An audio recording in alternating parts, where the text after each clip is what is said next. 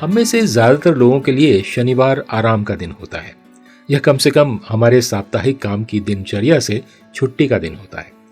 और अगर आप सोमवार से शुक्रवार तक काम करने की उस नियमित लय में हैं, तो आखिरी चीज जो आप चाहते हैं वो ये है कि आप शनिवार को भी काम करें।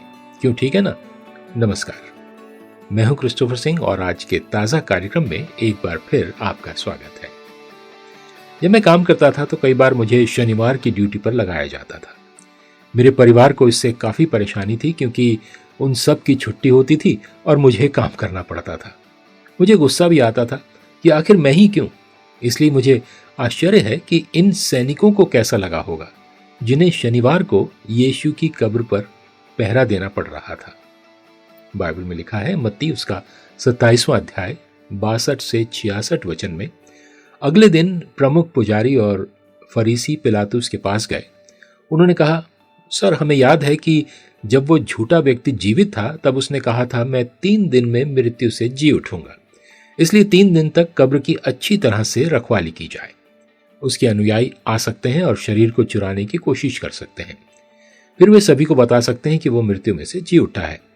यह झूठ उससे भी बदतर होगा जो उन्होंने उसके बारे में पहले कहा था।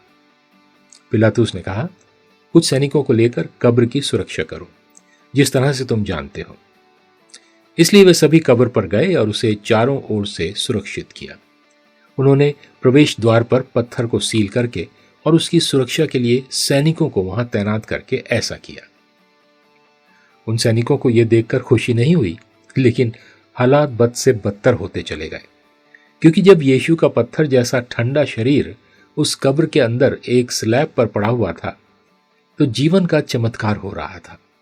अगले दिन पत्थर को हटा दिया जाएगा, कब्र खाली होगी। सावधान रहो सैनिक, खुशखबरी आ रही है। यह परमेश्वर की खुशखबरी है और उसका ताजा वचन है आज आपके लिए।